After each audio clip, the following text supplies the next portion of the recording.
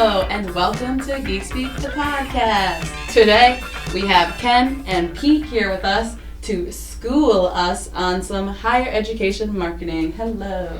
Hello, Amy. Good morning. All right, so today we're going to be talking about how to leverage digital media in the higher education field. So why don't we start with one of you guys talking about the student funnel? Yeah, so we'll start anytime we're dealing with a higher education client. It's always important to establish out of the gate what their goals are, and part of that conversation is always going to be what part of the funnel they're trying to hit. So when we talk about the funnel, you can have top, middle, bottom, and it comes down to essentially what their call to action is going to be. If you're trying to simply just collect some data and get some potential students in their pipeline, that would be considered top of funnel, where we're putting out just like a landing page that has a simple form for a student to essentially request more info. That's going to be very high level, very simple for the student themselves. That gives the school the ability to collect some data and then leverage that moving forward, obviously. On the other spectrum of it, on the very bottom of the funnel, that's the more hard call to action of a school is trying to get someone to actually apply and actually get an enrolling student right here and there. So that's the type of strategy that's going to be, you're not going to have as high of a conversion rate with something like that because it is a lot more of a bigger commitment on the actual student's part, but it's definitely different strategies will be involved depending upon where we're going to be working within that funnel. Yeah, and I would say to piggyback off that too, I know we're going to get into the personas a little bit. Yep. A lot of where they are in the funnel also depends on who we're actually targeting. Yep. Because if it's an adult learner, somebody who's maybe a little older in age in their career a little bit and maybe looking to make a shift, they might be closer to conversion than the 17-year-old high school senior who's just now trying to figure out where he or she wants to go to college, and that sales cycle or that funnel might take a little longer to push them down toward enrollment versus an adult learner who kind of knows what they want, and they might even know what school they want to go to. Well, getting into, now that you guys talked about target personas, getting into that, so I know you guys talked about mainly the students because obviously they're the ones going and a lot of students pay for themselves. But I also know that parents a lot of times are sending their kids to school. So do you ever target the parents too? Yeah, I mean, traditionally when myself and Ken and the rest of the team start to set up and actually work with a client, a higher education client on a campaign, there's a list of questions we're asking in terms of obviously, knowing are we targeting any specific programs, or is it just general enrollment? Hey, we're trying to boost enrollment for the spring semester, or we're really trying to get more students, more enrollment up in our nursing program or something like that. So those are just kind of like baseline questions we ask off the bat. And then from there, as we get that info, we start to develop the personas. I guess to go back to your initial question, yes. I mean, I would say more often than not, we actually are targeting the parents in conjunction with the student because that messaging needs to be completely different. The parent a lot of times is a big influencer or decision maker for the student, both financially as well as just motivationally, I think. Yeah. So with that, let's just say we have a Facebook campaign set up. Within the campaign itself, we're going to have different ad sets broken out, one for the younger crowd, the potential students, and one for the actual parents. And to Pete's point of different messaging, the one that's going to the parent, we're going to want to speak more to this is an affordable school. This is the more financial aspect, close to home, kind of keep. Parents don't care about the social lives of the students? No, not as much. My dad did not care when I went to Penn State if I'd be attending football games. Not as much. I mean, that's not going to be as big of a selling point. So that's to that point, kind of highlighting some of maybe the sports teams or just what can be done on campus, the actual campus itself. That's going to be more of an appeal to the student who is going to be actually at the school. So those are the types of highlights that we would include in a student ad that aren't necessarily going to be in the parent ad. So those personas definitely are very important, and I know Facebook, for one, is very good at allowing us to target parents with children of certain ages, so that kind of falls into that targeting criteria there. So definitely different messaging and obviously different channels as well for breaking out parents versus the younger students. So something like a Snapchat is going to be more of an awareness play, and it's not necessarily going to drive a ton of forum leads or even definitely not applications, but that's one where we're going to get in front of the students but not the parents because the parents aren't going to be on Snapchat. So yeah, and Amy, I feel like you brought up a good point before where I think the schools need to really leverage what it is that's best about their institution to draw people in, right? So if we go through the room here, how we decided to make our college decisions, right? So you personally, you went to Penn State, right? So, yeah, great. Just the libraries. Right, really the nice library is walking just paths. really good academic program, right? Strictly academics. Right, so you personally, what drew you into Penn State, right? Obviously, big football program, nice party school. No, my dad's not listening to this, but no. It would definitely be the academics were strong, but also just like the sense of community was really great when I walked in, just seeing it and just seeing how big of an alumni connection they had and all that stuff really just sold me. Now, did you have any family members that went there that helped? No, I'm influence? the first in my Nittany line, but that will change. Okay. All right. Ken, your decision? Yeah, so I went to Monmouth, so I always wanted to be close enough to home to where I didn't have to pay for room and board, so that proximity and just the drive of commuting every day was definitely a big factor for me. The campus itself, too, I did a tour there, and it's just a beautiful campus, so that's always one of their biggest selling points, is the fact that it's a smaller campus and it's just a beautiful campus with a lot of historic-looking buildings and things like that. So the proximity to the beach also didn't hurt. That's always one where if you want to take a study break outside of campus, you can literally drive 5 minutes down the road and you can just go sit on the beach and do some work there. So that was kind of my ideal selling point, was the closest to home, and then just the actual campus and location of being in Long Branch. Okay. And then for me personally, I started out at community college, so my big thing out of high school was affordability, because I was going to pay for that myself to start. Mm-hmm. And when I did move on to my four-year school, William Patterson, up in Wayne, living in Brick at that time, it was an hour and 20, hour 30-minute ride. So I lived on campus, but what really pushed me forward with that was a good English program and the fact that I had a couple friends already there. So if we kind of recap all of our decisions here, every one of us had, different reasons why we chose our schools, from affordability to proximity to home to academics to sports. So there's so many different reasons why, each individual student is going to choose, all the different types of universities and institutions that are out there. So I think a big thing for higher education, institutions right now is, which one of those do we actually push? And how many students out there actually care about variable A versus variable B, and that's what I think kind of muddies the waters of higher education marketing sometimes. Yeah, and that's honestly going to be different school to school. So that's one where anytime we're dealing, kind of back to the example of my Facebook ad, within the student and the parent personas, we can test out different variables within the actual copy itself. So one of our student ads might talk about the proximity to home. One of it might talk about the actual academics or the sports team. So it's going to vary school to school, because each school, given their location, is going to have a different student base that they're essentially speaking to. So within each school, leveraging some form of A/B test is always going to be important within that copy, within each of those personas. Yep.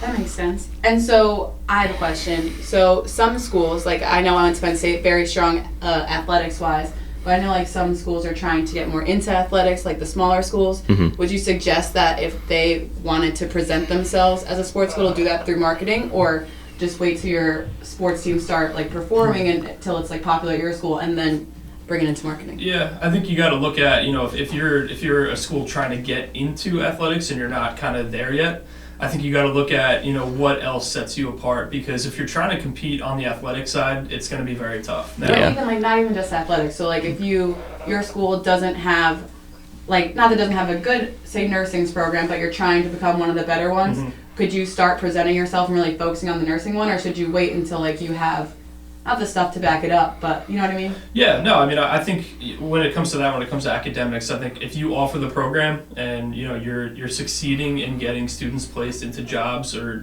students are graduating and they're making the most of that degree, I think it's as simple as getting a testimonial done from a past successful student, a video testimonial, anything that you can put in a YouTube remarketing clip or on, a video landing page, anything that's going to make that student who's visiting that page connect with that alumni who's now doing something with that degree that they paid for, which we know isn't cheap now. Yeah. So I think student to student, if that value can be shown, then I would say absolutely, you're in a spot to push that. For sure. That makes sense. All right, so we touched on the different personas, and we slightly touched on like the different channels that you guys use. Mm-hmm. But so for the different personas, what different channels? So obviously, like you said before, you're not using Snapchat to target parents, because most parents aren't or maybe shouldn't be on that. Is your dad on there? He is not, thank Okay. goodness. He's on Facebook, though, if anyone wants to friend him.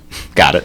Well, that's the best channel. I mean, if you want to jump into channels, Facebook is still where we spend a lot of the marketing dollars, and we spend them there because we see the results. Yep. Facebook has the largest diversity in terms of age groups. You still have, despite what anyone wants to say, there's still high school students on Facebook.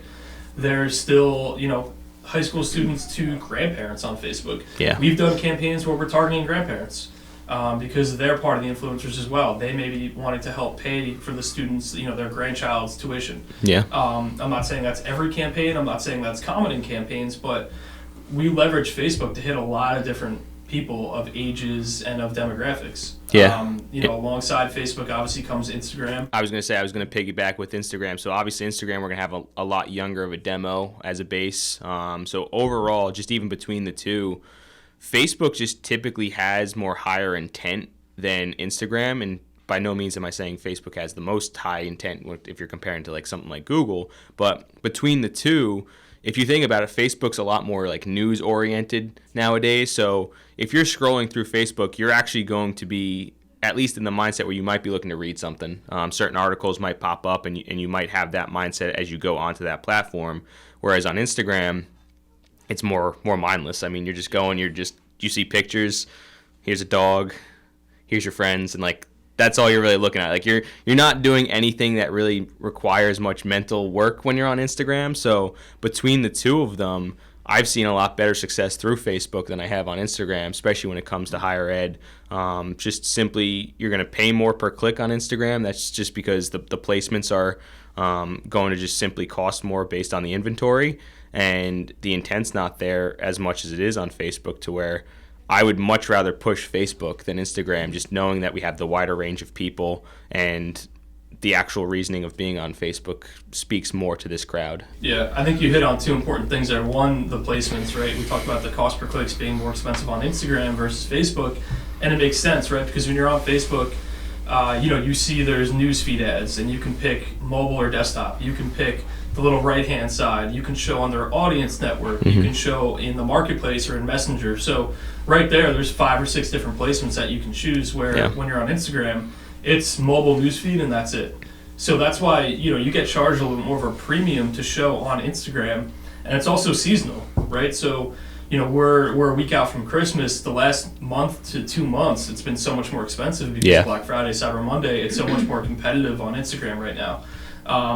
The second thing there is just the actual creative type. Yeah. So, Ken, like you were saying, when you're on Facebook, you expect to see things that are a little more newsworthy because there's a lot more text-based things on Facebook versus Instagram, which is highly visual. So, running the same creative that you're running with on Facebook on Instagram isn't always going to be the best way to go, because if you're not capturing their attention within the first 1 to 2 seconds on Instagram as they're mindlessly scrolling through, you're not going to capture them. They're going to scroll right past. And if you're paying by impression, that's an impression, and you just got charged. Yeah. So that's where we start to leverage things like video creatives, make sure we get the messaging out.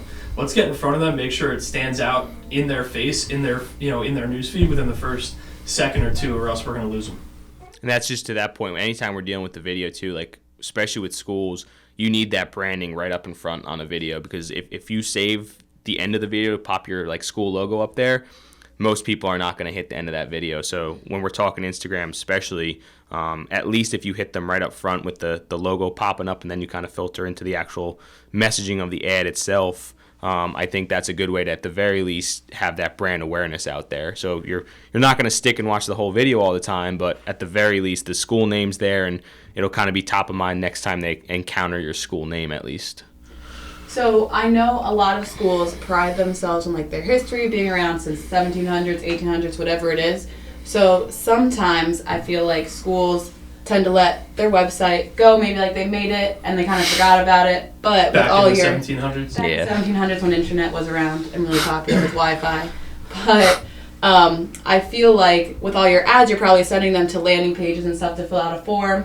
But if your landing page kind of looks like your website, which is older and not as modern, So what are your thoughts on that? Yeah, so if you're basically going to be going to the website itself, a lot of higher education websites, I mean, for starters, there's a lot of paths that can be taken because a school is going to encompass a lot of different variables, from just the different programs to the scholarships to financial aid. There's just a lot of routes that can be taken. So pair that with an older website and you're just making for a poor user experience. And knowing most of our traffic is going to funnel through the mobile devices, someone clicks on that and it pops up on their phone. Like, if it's an older site, everything's going to be jumbled, and whatever information that potential student is looking for is not going to be readily available. So we do like to push landing pages because they're going to be a lot more focused, and just simply you're going to get the information that's needed in front of the student, and they don't have to worry about navigating through 15 different pages to get to what they want.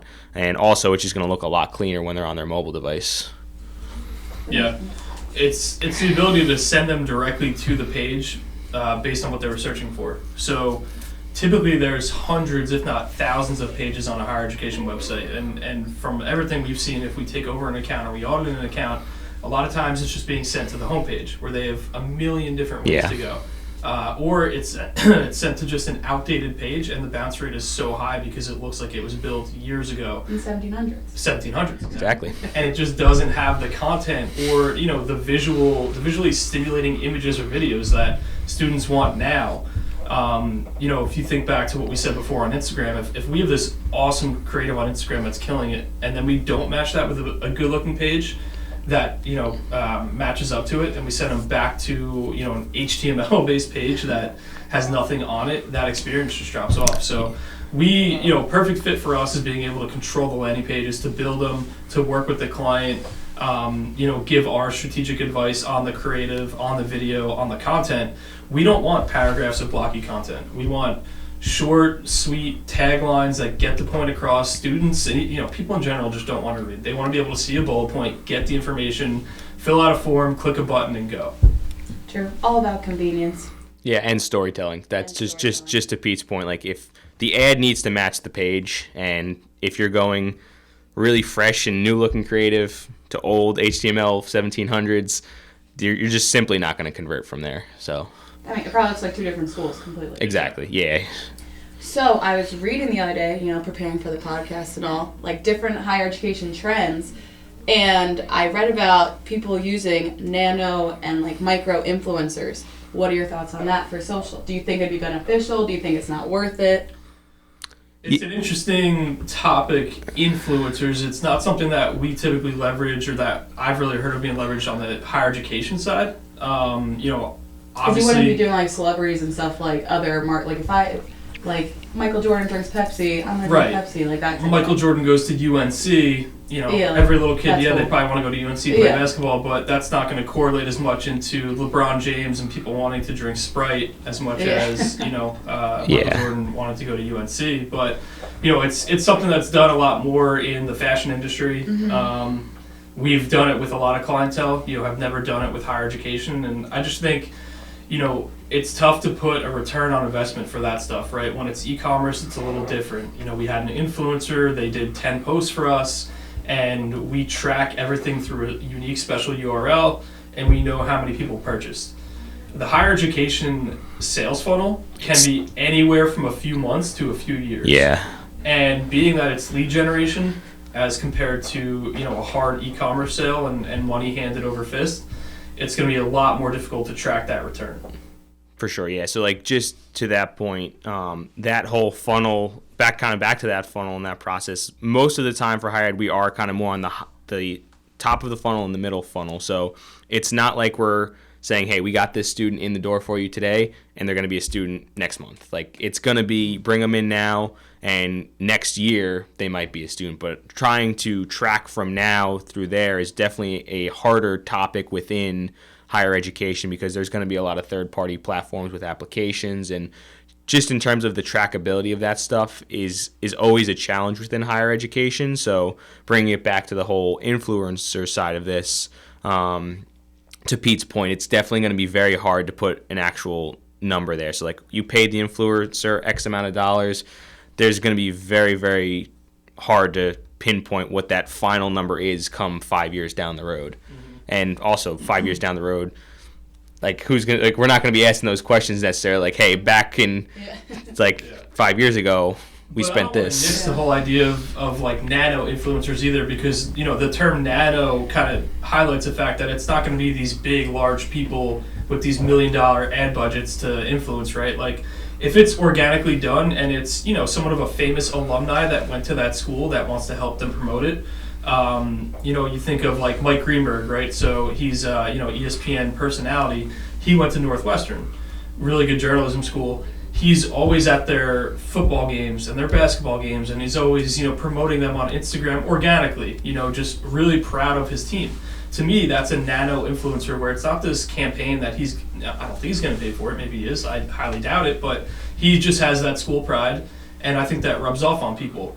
I have a similar situation on a very smaller level, but Dick Vitale. A lot of people don't know he went to William Patterson. It was probably one of his stops along the way, but again, did that make me go there? No, but no. Is it cool for me to say? One, yes. Two, I think it is something that does open William Patterson up a little more to people who might not know who it is. True. That makes sense. I have way too many people that want to Penn State. I won't sit here and brag. But one last topic before we close out for the day. Big trending topic in higher education is student debt. Do you avoid it in your ads because it's kind of unavoidable at times since tuition is so expensive, or do you just go for it? No, I mean it's a really good question, and it's something that you can't get away from, right? I mean, all three of us here are probably dealing with student debt, right? It's just something that probably everyone deals with who goes to college. If you're not dealing with it, you're fortunate enough to have had scholarships or someone helping you out, and that's great. But there's no way of getting around that anymore, right? I mean, people are so much more keen to interest rates and loans and taking out money and what they're actually gonna have to put back. There's so much more at people's fingertips now with the internet. You can research, what student loan debt's gonna look like in 25, 30 years. We had a really great conversation with one of our higher education clients recently about this very topic. They're a community college, and it's just, even for a community college, it's getting more expensive for students to attend.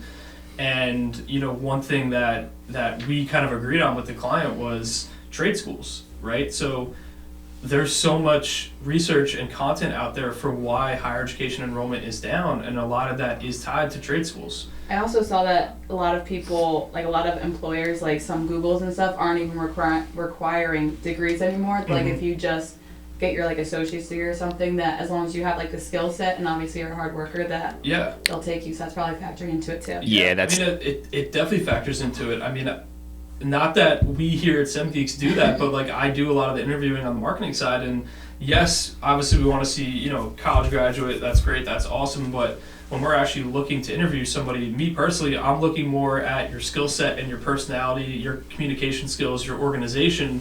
I don't care if you graduated from Harvard or if you graduated from community college. If you took the initiative to do a digital boot camp, or you took the initiative to do an internship, and you're communicating and you're up to speed on things, I'm going to put a lot more stack behind that than I am where you got your degree from. Not taking anything away from that, but just going back to the trade schools as well. There's a lot of parents out there who are just looking pushing at that now. College education and saying, wow, I wonder if my kid went to a trade school, they could be less debt and they could be making more money quicker, and it's a long-term career for something that is going to be needed for a long time. So, it's unavoidable. You can't get around the fact that college is expensive and that college debt talk. And I personally think the schools that do it more are gonna mentioning it in the ad copy and on the landing page are going to put themselves in a better light moving forward. Yeah, for sure. And just to piggyback something from earlier real quick, there are going to be schools too in Jersey that with the community colleges, they can offer free tuition for certain people. So just if you have that opportunity, that's something you would definitely look to leverage to kind of offset that, just as kind of a, we can offer you this, so you won't necessarily have that as much debt. So to kind of counter that point of speaking to debt. All makes sense. All good stuff. Well, thanks for chatting with me today. Thank you. Thank you. Sharing all your knowledge. See you next time.